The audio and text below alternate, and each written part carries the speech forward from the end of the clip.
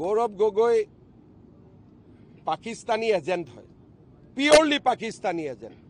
আৰু মই কোৱা কাৰণে সাহস আছে যদি মোৰ ওপৰত ডিফামেশ্যন কেছো দিয়ক।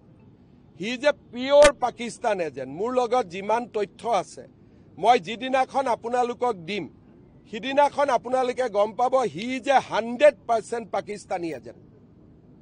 হি has been planted by foreign power in the state of India, in our country. He is a planted person. আৰু তাৰ উপযুক্ত প্ৰমাণ লৈ মই কথাটো কৈছোঁ। নিয়মমতে ইলেকশ্যন আছে বুলি, ইলেকশ্যন নাথাকিলেতো মই আৰু কঠোৰ হৈ দেখুৱাই দিলোহেঁতেন।